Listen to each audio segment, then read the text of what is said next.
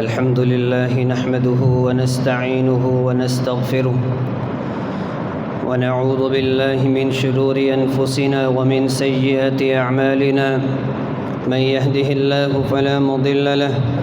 ومن يضلل فلا هادي له وأشهد أن لا إله إلا الله وحده لا شريك له وأشهد أن محمدًا عبده ورسوله أما بعد فإن خير الحديث كتاب الله وخير الهدي هدي محمد صلى الله عليه وسلم وشر الأمور محدثاتها وكل محدثة بدعة وكل بدعة ضلالة وكل ضلالة في النار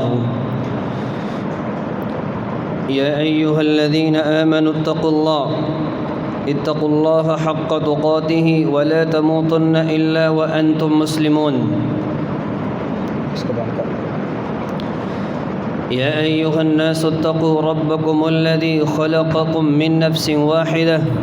وخلق منها زوجها وبث منهما رجالا كثيرا ونساء واتقوا الله الذي تساءلون به والأرحام إن الله كان عليكم رقيبا يا أيها الذين آمنوا اتقوا الله وقولوا قولا سديدا يصلح لكم أعمالكم ويغفر لكم ذنوبكم ومن يطع الله ورسوله فقد فاز فوزا عظيما اللهم صل على محمد وعلى آل محمد كما صليت على إبراهيم وعلى آل إبراهيم إنك حميد مجيد اللهم بارك على محمد وعلى آل محمد كما باركت على إبراهيم وعلى آل إبراهيم إنك حميد مجيد رب اشرح لي صدري ويسر لي أمري واحلل عقدة من لساني يفقه قولي رب يسر ولا تعسر وتمم بالخير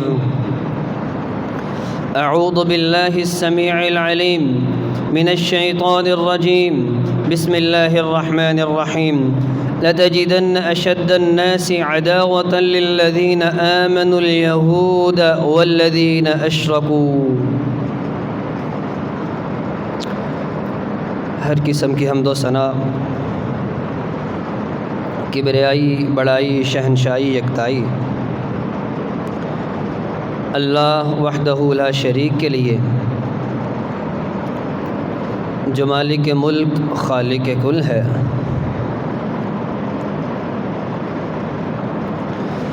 درود و سلام امام الانبیاء جناب محمد الرسول اللہ صلی اللہ علیہ وآلہ وصحبہ وسلم کی مقدس مطہر بابرکت ہستی پر جنہوں نے شاعر اسلام کی علامات کو فوقیت اور افضلیت بخشی ہے اور اس کی اہمیت و فضیلت کو اجاگر کیا ہے رحمت اور بخشش کی دعا جناب صحابہ کرام کے لیے تابعین اعظام کے لیے فقہاء کرام کے لیے محدثین اعظام کے لیے علماء کرام کے لیے جو اپنے اپنے وقت میں اسلام کے شعائر اس کی علامات کی حفاظت کرتے رہے ہیں حفاظت پر ابھارتے رہے ہیں اور اپنے آپ کو پیش کرتے رہے ہیں علم وحی کو پڑھتے رہے پڑھاتے رہے سیکھتے رہے سکھاتے رہے عزیزان گرامی کسی بھی مذہب قوم ملت اس کی خاص نشانیاں ہیں علامات ہیں جس کو شاعر کہا جاتا ہے اسلام بھی ایک مذہب ہے وہ مذہب جو اللہ کو انتہائی پسند ہے اور دنیا میں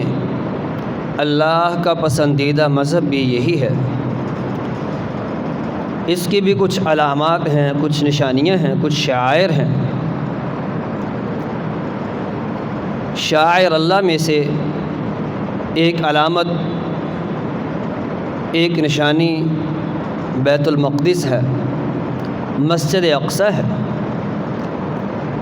مسجد اقصی، بیت المقدس، جو اللہ کی نشانیوں میں سے جو اللہ نے مسلمانوں کو دی ہے، اس کو اسلام کے ساتھ خاص کیا ہے۔ اسلام میں اس کی بہت سی اہمیت ہے، اس کی بہت سی فضیلت ہے، اور مسجد اقصی اپنا ایک بہترین تاریخی پس منظر بھی رکھتی ہے۔ تو آج انشاءاللہ ہم مسجد اقصی کی اہمیت، اس کا تاریخی پس منظر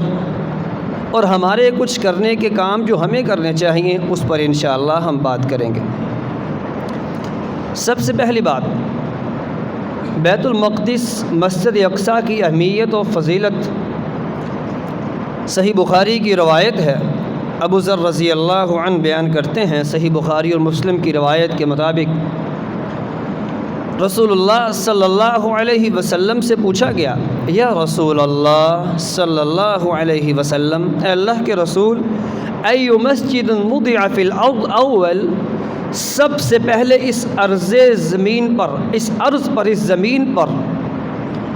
اللہ کا گھر کون سا بنایا گیا، کون سی مسجد بنائی گئی؟ قال المسجد الحرام، سب سے پہلے مسجد حرام بیت اللہ بنایا گیا۔ ثم ای، اللہ کے نبی اس کے بعد کون سا بنایا گیا؟ قال المسجد الاقصی، اس کے بعد مسجد اقصی اللہ کا گھر اس زمین پر بنا دیا گیا۔ تو سب سے پہلی بات جو ہمیں سمجھ آتی ہے کہ اللہ کا گھر جو زمین پر بنایا گیا بیت اللہ ہے، اس کے بعد مسجد اقصی بیت المقدس ہے۔ تو بیت المقدس جب اللہ کا گھر ہے تو اس کی ملکیت، اس کا انتظام و انسلام بھی اللہ کے بندوں کے لیے ہے۔ وہ بندے جو اللہ کے پسندیدہ دین اسلام کو ماننے والے مسلمان ہیں، ان کی ہونا چاہیے۔ اسی طرح اللہ تعالیٰ نے قرآن مجید میں مختلف مقامات پر قسمیں اٹھائی ہیں، اور ان قسموں کا مقصد یہ نہیں کہ اللہ کی بات پر ہمیں یقین نہیں، مقصد یہ ہے اللہ جس چیز کی قسم اٹھائیں اس کی اہمیت کو واضح کرنے کے لیے۔ اللہ نے قسم اٹھائی ہے والتین والزیتون، مجھے تین کی قسم، الزیتون، زیتون کی قسم۔ ابن کثیر فرماتے ہیں، قتادہ، ابن زید، کعب الاحبار رحمہم اللہ، یہ سب کے سب مفسر قرآن ہیں، ان سب کے اقوال کے مطابق الزیتون ہوا بیت المقدسی، الزیتون سے مراد بیت المقدس ہے۔ گویا کہ اللہ نے بیت المقدس کی، مسجد اقصی کی اپنے قرآن مجید میں قسمیں اٹھائی ہیں، جس سے اس کی اہمیت، افضلیت کا اندازہ ہمیں ہو جانا چاہیے۔ اسی طرح تیسری بات، ایک مسلمان کے لیے صحیح بخاری مسلم کی روایت ہے، برا بن عازب رضی اللہ عنہ بیان کرتے ہیں کہ 16 اور 17 ماہ تقریباً مدینہ منورہ میں رسول اللہ صلی اللہ علیہ وسلم نے بیت المقدس کی طرف منہ کر کے نماز پڑھی، اور مکی دور میں بھی مسلمانوں کا قبلہ بیت المقدس ہی تھا۔ اس کے بعد اللہ نے مسلمانوں کا قبلہ بیت اللہ کو بنا دیا، اور جب رسول اللہ صلی اللہ علیہ وسلم کا قبلہ بیت اللہ کو بنا دیا گیا، آپ کے پیچھے ایک صحابی نے نماز پڑھی، اور نماز پڑھ کے واپس جا رہے تھے، مدینہ کے ایک مسجد میں بیت المقدس کی طرف منہ کر کے نماز پڑھی جا رہی تھی۔ انہوں نے پیچھے کھڑے ہو کے آواز لگائی، اشہد باللہ، میں اللہ کو گواہ بنا کر یہ گواہی دیتا ہوں، لقد صلیت مع النبی صلی اللہ علیہ وسلم قبل مکہ، میں نے نبی صلی اللہ علیہ وسلم کے پیچھے ابھی ایک نماز پڑھی ہے، اور آپ صلی اللہ علیہ وسلم کا منہ بیت اللہ کی طرف تھا۔ صحابہ نے جو نماز پڑھنے والے تھے وہی منہ اپنا بیت اللہ کی طرف کر لیا، اور وہ رکوع کی حالت میں تھے۔ اس مسجد کو مسجد قبلتین جو معروف ہے، اور مسجد قبلتین کے نام سے معروف۔ تو یہاں سے پتہ چلتا ہے مسلمانوں کا بیت المقدس سے تعلق کیا ہے، مسجد اقصیٰ سے ان کا ایک قلبی، روحانی، اسلامی، جسمانی ہر اعتبار سے تعلق ایسا ہے کہ وہ بیت اللہ کی طرح بیت المقدس کی بھی اہمیت کو ویسے ہی سمجھتے ہیں۔ کیوں؟ اگر بیت اللہ ان کا موجودہ قبلہ ہے تو بیت المقدس مسجد اقصیٰ ان کا قبلہ اول ہے۔ حضرات و محترم، اسی طرح صحیح بخاری مسلم کی روایت ہے، رسول اللہ صلی اللہ علیہ وسلم بیان فرماتے ہیں، ابو ہریرہ رضی اللہ عنہ روایت کے راوی ہیں، مروی ہیں، ابو ہریرہ رضی اللہ عنہ سے روایت مروی ہے کہ کسی بھی ایسی جگہ پر ادب و احترام کے ساتھ اور ثواب اور برکت کی نیت سے نہیں جایا جا سکتا سوائے 3 جگہ سے۔ لا تشد الرحال الا الى ثلاثة مساجد، 3 مسجدوں کے علاوہ کہیں بھی برکت کے لیے، صرف اور صرف زیارت کے لیے، اور اسی طرح ثواب کی نیت سے نہیں جایا جا سکتا صرف 3 جگہوں پر۔ وہ کون سی ہیں؟ سب سے پہلے المسجد الحرام، مسجد حرام کی طرف، اور مسجد رسول صلی اللہ علیہ وسلم، مسجد نبوی، اور تیسری مسجد المسجد الاقصیٰ، مسجد اقصیٰ کی طرف۔ تو مسجد اقصیٰ مسلمانوں سے ایسا تعلق رکھتی ہے کہ اس کی طرف جیسے مکہ مدینہ کی طرف مسلمان صرف مکہ مدینہ کے لیے جاتے ہیں، سفر کر کے، کوشش کر کے، اللہ سے دعائیں مانگ کے اللہ ہمیں اس کی زیارت کی توفیق دے، ہمیں ان لوگوں میں شامل کر لے، ایسے ہی مسجد اقصیٰ بھی ایسی مساجد انہی جگہ کے ساتھ مسجد اقصیٰ کو بھی جوڑ دیا گیا جو مسلمانوں کے لیے انتہائی اہم ہے، جس کے لیے برکت اور ثواب کی نیت سے سفر کیا جا سکتا ہے۔ حضرات محترم، اسی طرح مسجد اقصیٰ وہ سرزمین ہے، بیت المقدس وہ سرزمین ہے جہاں پر نبی صلی اللہ علیہ وسلم کا بہترین سفر، جس کو ہم اسراء و معراج کے نام سے یاد کرتے ہیں، تفصیلات ہم نے پڑھی ہیں، سنی ہیں۔ الحمدللہ اشارہ کرنا مقصود ہے، مسجد حرام سے آپ کا سفر شروع ہوا اور یہ زمینی سفر اس کا اختتام مسجد اقصیٰ تک ہے، اور پھر آسمان سے کی طرف جو سفر شروع ہو رہا ہے اس کا آغاز مسجد اقصیٰ سے ہے۔ گویا کہ آپ کے سفر اسراء و معراج کے 2 حصے، زمینی سفر اور زمین سے آسمان کا سفر۔ تو زمینی سفر جہاں پر اختتام پذیر ہوا وہ مسجد اقصیٰ ہے، جہاں سے آسمانوں کا سفر شروع ہوا وہ مسجد اقصیٰ ہے۔ مسجد اقصیٰ کا سفر سے 2 طرح کا تعلق، زمینی سفر کے اختتام پذیر ہونے کا سفر، اختتام پذیر ہونے کا تعلق، اور آسمانی سفر کے آغاز ہونے کا تعلق، 2 طرح کا تعلق نبی صلی اللہ علیہ وسلم کے اسراء و معراج کے ساتھ ہے۔ اور حضرات محترم، اور یہی وہ جگہ ہے، رسول اللہ صلی اللہ علیہ وسلم فرماتے ہیں کہ صحیح مسلم کی روایت ہے، جب مسجد اقصیٰ میں پہنچے فقانت الصلاۃ، نماز کا وقت ہوا،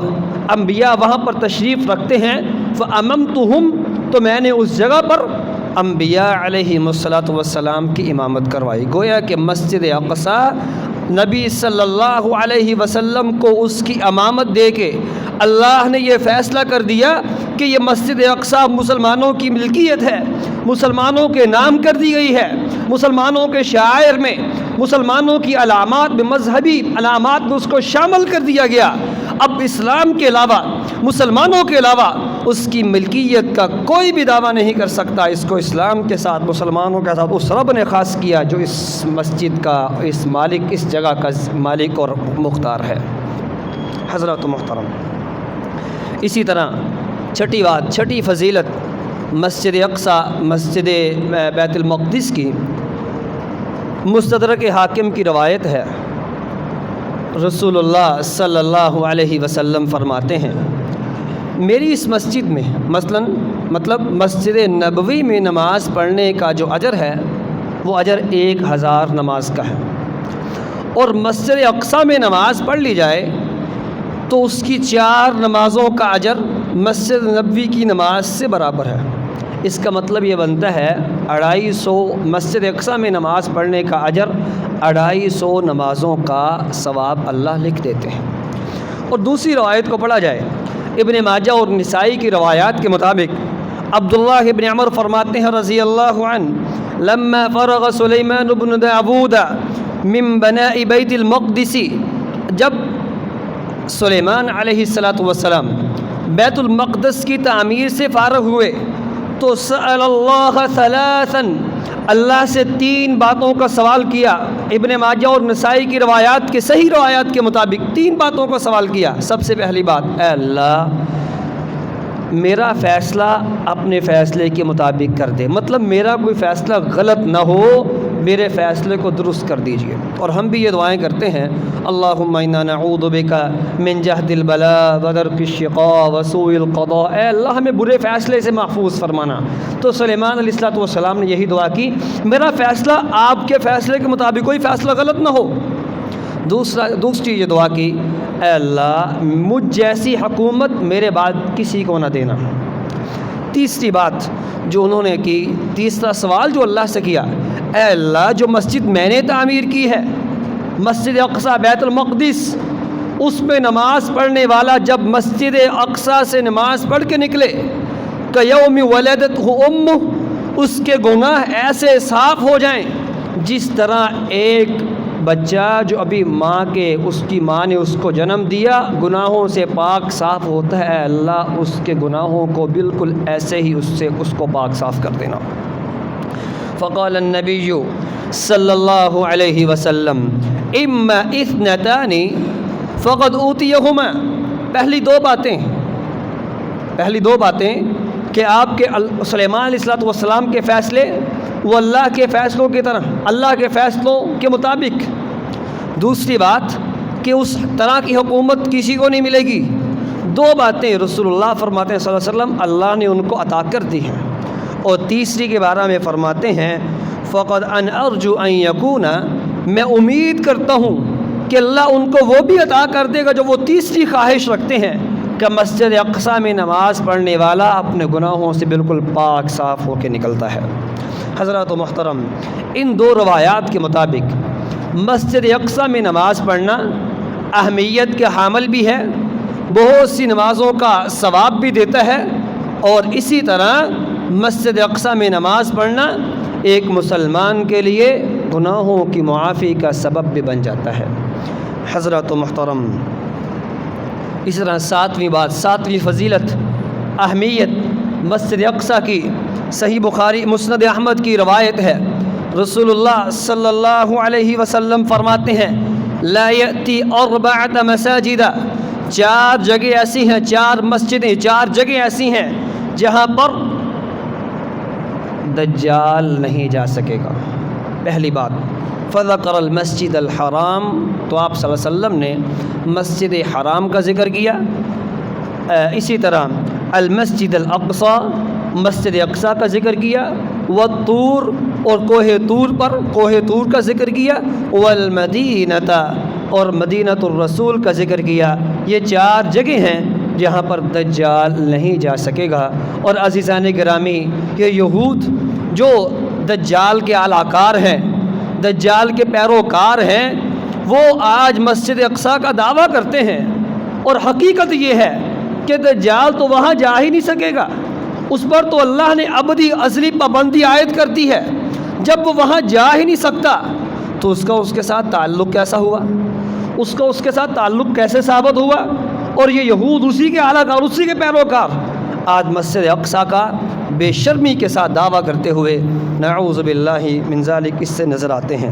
حضرات و محترم، ان 7 باتوں کو سمجھنے اور سننے کے بعد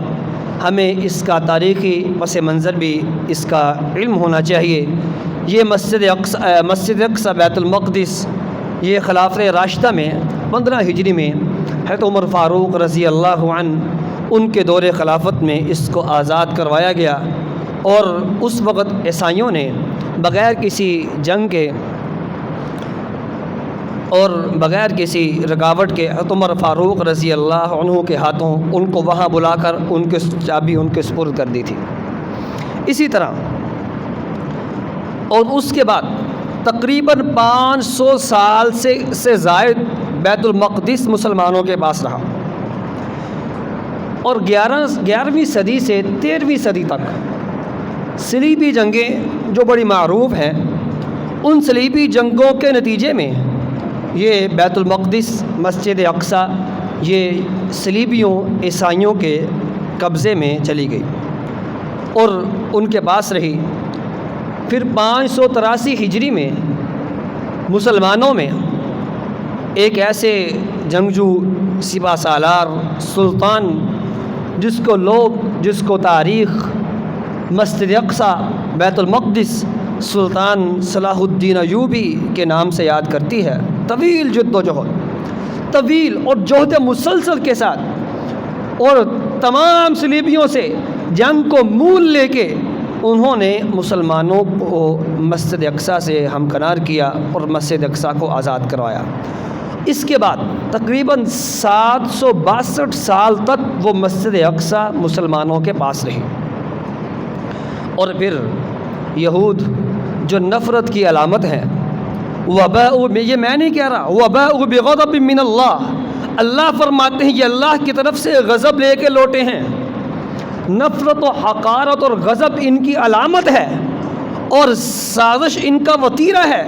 یہی وجہ تھی کہ اللہ کے رسول صلی اللہ علیہ وسلم نے ان کو مدینہ سے ایک ایک کر کے نکال دیا، اور پھر خیبر کے موقع پر ان کو جزیرہ عرب سے نکال دیا، اور یہ بکھرے ہوئے یہود 1948 میں اکٹھے ہوئے اور فلسطین کے علاقہ میں یہودیوں کی ناجائز ریاست اسرائیل کی بنیاد رکھتے ہیں۔ 1948 سے لے کر درجہ بدرجہ 1967 1969 یہ درجہ بدرجہ وہ اس اسرائیل کو مستحکم کرتے گئے، اور عالمی سازشیں، عالمی قوتیں، اسلام مخالف قوتیں، بالخصوص امریکہ اور برطانیہ، ان کے ساتھ مل کے آج یہ اسرائیل اپنے آپ کو اس ریاست کا ٹھیکیدار اور دعوے دار سمجھتا ہے۔ حضرات محترم، اس 1948 سے اب تک اس کی جو تاریخ ہے یہ ہم سب کے لیے سب سے زیادہ تکلیف دہ ہے، سب سے زیادہ پریشان کن ہے، کیونکہ اس میں ہم اور ہمارے کچھ بڑے جو ہمارے قریب کے ہیں ان کا بھی اس میں عمل دخل ہے، ان کی بھی اس میں جو کوتاہیاں اس میں شامل ہیں۔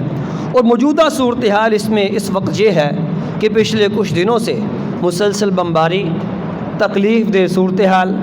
پریشان کن حالات فلسطین پر جاری ہیں، اور عزیزان گرامی 200 سے زائد بچے شہید ہو چکے۔ اور ایک بچے سے جب پوچھا گیا بیٹے بتاؤ دن میں کتنی نمازیں ہیں، وہ کہتا 6 نمازیں ہیں۔ پوچھا وہ کیسے؟ کہتا 5 نمازیں فرض ہیں اور 6ٹھی نماز نماز جنازہ ہے جس کو ہم روزانہ ہی ادا کر رہے ہیں۔ اور عزیزان گرامی اس والد سے جا کے فلسطین کی اور بیت المقدس کی مسجد اقصیٰ کے حالات کو پوچھئے، جس کے ایک ہی وقت میں اس کے صحن میں کھیلتے ہوئے 4 بچے ایک وقت میں شہید ہوئے۔ 6 ماہ کا بچہ جو اس کے ہاتھوں سے اجڑ گیا، ہاتھوں سے چھین لیا گیا، اس بچے اس والد سے پوچھئے فلسطین کی اہمیت کیا ہے۔ ان بچوں سے پوچھئے جو اپنے انٹرویو میں بتاتے ہیں کہ تم زیادہ سے زیادہ کیا کر لو گے، ہم یہاں سے جانے والے نہیں، آخر تمہیں جانا ہوگا۔ وہ بچے آج بھی مسجد اقصیٰ کے لیے اپنے ننھے منھے ہاتھوں سے چھوٹے چھوٹے پتھر اٹھائے ہوئے مسجد اقصیٰ کا دفاع کر رہے ہیں، دن کو روزہ رکھتے ہیں، اور دن کو روزہ رکھ کے پتھروں کے ساتھ وہ نوجوان مسجد اقصیٰ کا دفاع کرتے ہوئے اسی مسجد اقصیٰ میں رات کو سوتے ہیں اپنے پاس پتھروں کا ایک ڈھیر رکھ کے، اس لیے کہ صبح پھر مسجد اقصیٰ کا دفاع کرنا ہے۔ حضرات و محترم، ہم سب ان لوگوں کے لیے، ان نوجوانوں کے لیے تحسین کے اور محبت کے جذبات رکھتے ہیں، ان کے لیے اللہ کی زمین پر شاہد ہیں، قیامت کے دن گواہی دیں گے میرے اللہ یہ وہ نوجوان تھے، یہ وہ اس دنیا کا خوش نصیب طبقہ تھا جنہوں نے ہمارا بھی حوصلہ بڑھایا، اور اس وقت میں جب آگ اور گولے برسائے جا رہے ہوں وہ چھوٹے سے پتھر لے کر تیرے راستے میں کھڑے تھے، کسی سازش کا، کسی مصیبت کا اور کسی بھی پریشانی سے بچتے ہوئے اپنے آپ کو اس پر لگائے ہوئے تھے۔ حضرات و محترم، آج ہم یہاں پر موجود، ہم کیا کر سکتے ہیں؟ اس کے لیے ٹائم کی قلت کی وجہ سے مختصر سی بات سماعت کیجئے گا۔ سب سے پہلی بات، ان مسلمانوں کو جو پوری زمین پر جہاں بھی تکلیف میں ہیں، ان کو اپنا بھائی سمجھیں، اپنے دل میں ان کے لیے تکلیف کو محسوس کریں، اپنے دل میں ان کے لیے رحم کو اور اخوت کے جذبات کو محسوس کریں۔ صحیح بخاری کی روایت کے مطابق رسول اللہ فرماتے ہیں، مثل المؤمن فی توادہم وتراحمہم وتعاطفہم، مسلمان رحمت و مودت میں، اب بھائی چارے میں ایک جسم کی مانند ہے۔ ایک اس کو تکلیف ہوتی ہے، پورا جسم لرز جاتا ہے۔ ایک مسلمان کو بحیثیت قوم ایک جسم کی مانند ہونا چاہیے تھا۔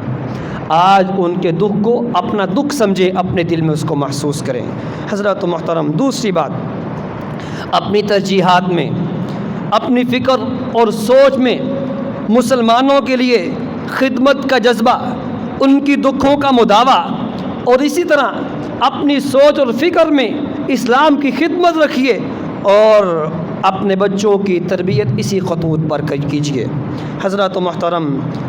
ایک چھوٹا سا واقعہ جو میں نے پڑھا، گورنر نجم الدین، وہ اس کی عمر شادی سے کراس کر رہی تھی۔ بھائی نے پوچھا تم شادی کیوں نہیں کرتے؟ کہتا میرے لائق کو لڑکی نہیں ہے۔ پوچھا سلجوقی سلطنت کی شہزادی سے رشتہ مانگوں، شاہ ملک کی خاندان سے رشتہ مانگوں؟ نجم الدین کہنے لگا کہ میرے وہ لائق نہیں ہے۔ بھائی اسد الدین کو بڑا برا لگا، وہ سلجوقی سلطنت وہ تیرے لائق نہیں، پھر تیرے لائق ہے کون؟ وہ کہنے لگا وہ لڑکی جو میرا ہاتھ پکڑ کے مجھے جنت میں لے جائے اور پھر اس سے میرا ایک بیٹا پیدا ہو، ایسی پرورش کرے اس کو ایسا سپہ سالار اور شاہ سوار بنائے، وہ مسلمانوں کے لیے لڑے اور بیت المقدس کو لے لے۔ یہ سوچ جو ہم یہاں پر سب کو دینا چاہتے ہیں، ہم سب باہمی اس سوچ کو پروان چڑھانا چاہتے ہیں اپنے لیے، اپنے بچوں کے لیے، کہ میں اس بچے کو چاہتا ہوں جو مسلمانوں کے لیے کام کرے، جو اپنا آپ پیش کرے۔ اس نے کہا یہ کیسی باتیں کرتے ہو؟ ایک وقت ہوا، وہی گورنر نجم الدین اپنے اس علاقے کے شیخ کے پاس، شیخ الحدیث صاحب کے پاس بیٹھے تھے۔ وہاں ایک لڑکی آتی ہے، باپردہ ہو کے شیخ کو بلاتی ہے۔ شیخ نے اجازت طلب، معذرت کی اور کہا میں لڑکی کی بات سن لوں۔ لڑکی سے شیخ کہتے ہیں جو میں نے رشتہ تجھے بھیجا تو نے اس کو مسترد کیوں کیا، اس کو جواب کیوں دیا؟ وہ لڑکی کہتی وہ میرے قابل نہیں تھا۔ کہنے لگے تو غریب گھرانے کے لڑکے، میں نے امیر گھرانے کے لڑکے بھیجے۔ وہ کہنے لگی میرے لائق نہیں۔ پوچھا تیرے لائق کیا ہے؟ وہ کہنے لگی مجھے ایسا لڑکا چاہیے جو میرا ہاتھ پکڑ کے جنت میں لے جائے اور ایسا بچہ پیدا ہو جس کی میں پرورش کروں، مسلمانوں سے بیت المقدس کو لے لے۔ جب گورنر نجم الدین نے اس کی بات سنی، اس کے رونگٹے کھڑے ہوئے۔ میری سوچ اس کی سوچ ایک ہے۔ فرمایا، بولے شیخ اس کا رشتہ میرے لیے طلب کیجئے۔ فرمانے لگے گورنر صاحب یہ غریب گھرانے کی لڑکی، کہا مجھے اس سے فرق نہیں پڑتا، میری سوچ اس کے ساتھ ملتی ہے۔ عزیزان گرامی، اس سے پتہ چلا اگر انسان اپنی نیک خواہشات کی تکمیل چاہتا ہے، بزرگوں کے پاس بیٹھنا سیکھیے، مشائخ اور علماء کو تلاش کیجئے، ان کے پاس بیٹھیے، ان کی صحبت لیجئے۔ اللہ دینی خدمات کو، دینی جذبات کو جو ہم سب میں ہونے چاہیے اس کو قبول کریں گے۔ رشتہ طے ہوا، شادی ہوئی، بیٹا پیدا ہوا، وقت گزرا اور وہ بیٹا جو پیدا ہوا تربیت کی گئی، سپہ سالار بنایا گیا اور وہ بچہ بڑا ہوا۔ ایک وقت آیا کہ وہی بچہ سپہ سالار بن کے بیت المقدس پر فتح کے جھنڈے گاڑ رہا تھا، اور اس کو آج تاریخ سلطان صلاح الدین ایوبی کے نام سے یاد کرتی ہے۔ حضرات و محترم، سلطان صلاح الدین ایوبی جیسے لوگ آسمان سے نہیں اترتے، زمین اکھاڑ کے اس کو باہر نہیں پھینکتی۔ وہ بچے جن کے والدین ان کی تربیت کرتے ہیں، تربیت کر کے ان کو سپہ سالار بناتے ہیں، ان کو بڑے لوگ بناتے ہیں، ان کی سوچ کو مادیت سے نکال کر ہر وقت اس سوچ سے ہم نے دنیا میں رہنا کیسے ہے، اس سوچ سے نکال کر ان کو اعلیٰ درجے کی سوچ دے کے ان کو دنیا میں لانچ کرتے ہیں، پھر اللہ اس کا رزلٹ بھی دیتے ہیں۔ حضرات و محترم، ظلم پر خاموشی اختیار نہ کیجیے، اپنے آپ تک اپنے تائیں جو کر سکتے ہیں کر گزریے، بالخصوص سوشل میڈیا پر آواز اٹھائیے اور یقین کیجیے یہ آواز آپ کی کارگر ثابت ہوگی۔ اور آج کے دن جب ہم بات کر رہے ہیں، کتنے ہی اکاؤنٹس بلاک ہو چکے ہیں صرف اس وجہ سے، اور اسی طرح ان کے پروڈکٹس کا بائیکاٹ کیجیے اور وہ کام، اور اسی طرح اپنی فوج کے شانہ بشانہ لڑنے کا عزم کیجیے، جہاد کے لیے اپنے آپ کو تیار کیجیے، اور وہ لوگ جو کمزور ہیں ان کی مدد کے لیے اپنے آپ کو پیش کیجیے۔ اللہ ہم سب کا حامی و ناصر ہو، ہمیں اس کی توفیق سے نوازیں، ہم اپنے آپ کو پیش کریں۔ والسلام علیکم ورحمۃ اللہ وبرکاتہ۔